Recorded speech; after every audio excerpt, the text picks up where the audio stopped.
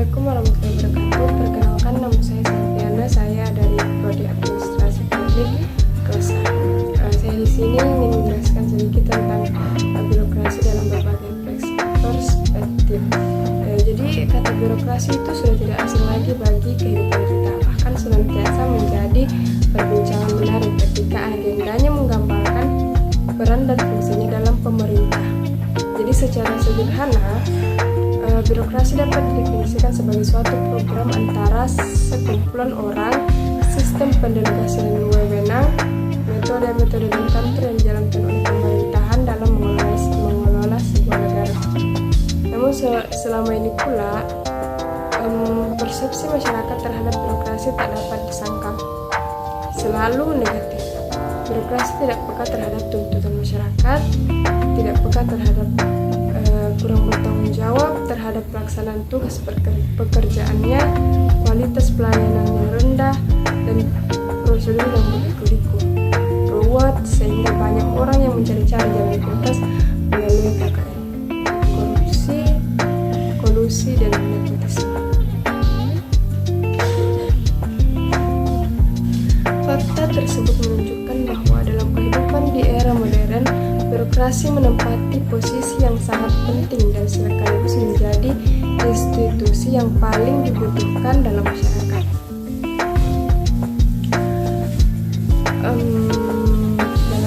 Dalam masyarakat modern berlangsung tanpa adanya intervensi peran birokrasi, partai politik, jasa industri, paguyuban seniman, dan pedalaman hutan.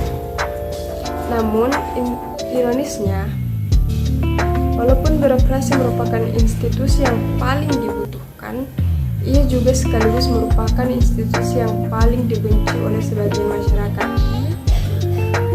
Tidak heran di berbagai negara maju, hanya sebagian kecil saja masyarakat yang mau bekerja sebagai pegawai negeri, di samping karena gaji yang kecil, juga utamanya karena citra birokrasi yang buruk.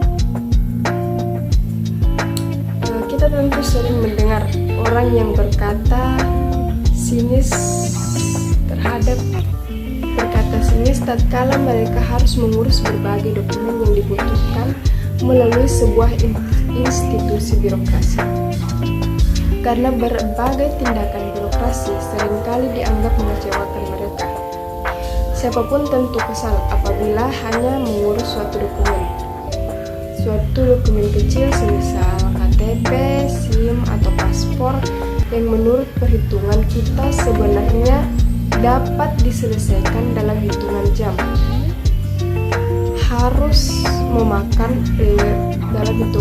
Dan harus memakan waktu sampai berminggu, bahkan berbulan-bulan. Padahal kebanyakan aparatur pemerintah ini sering bersantai ria. Tatkala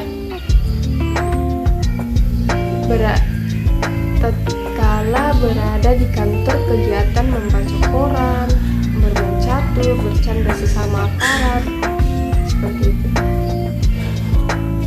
Bila masyarakat mengurus perizinan lewat birokrasi, seringkali mereka mendapatkan jawaban seperti jawaban klise seperti masih dalam proses, belum ditandatangani, belum distempel, belum diarsip, dan sebagainya.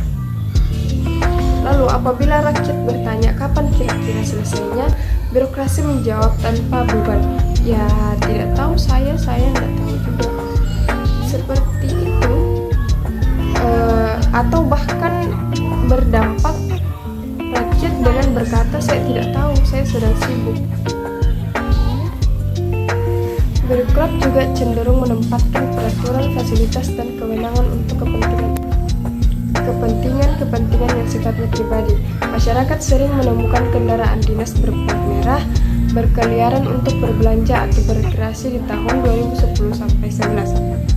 Kita dikejutkan oleh adanya kasus Gayus Tambunan, seorang pegawai Direktorat Pajak yang melakukan manipulasi laporan pajak miliaran rupiah.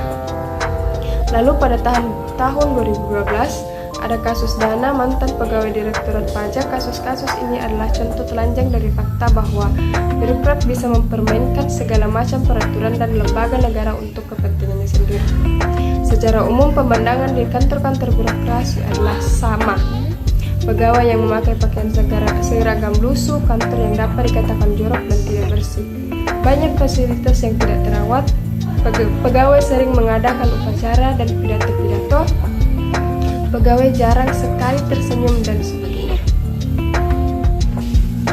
Jadi birokrasi itu jantung negara. Apabila birokrasi sehat, maka akan sehat pula suatu negara.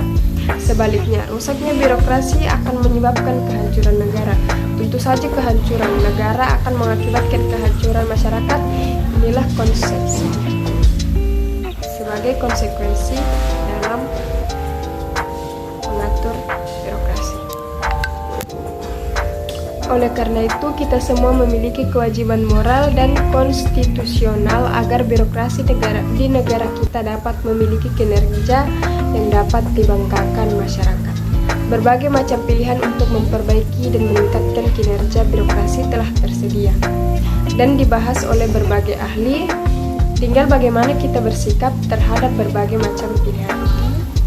Sekian dari saya. Assalamualaikum warahmatullahi wabarakatuh.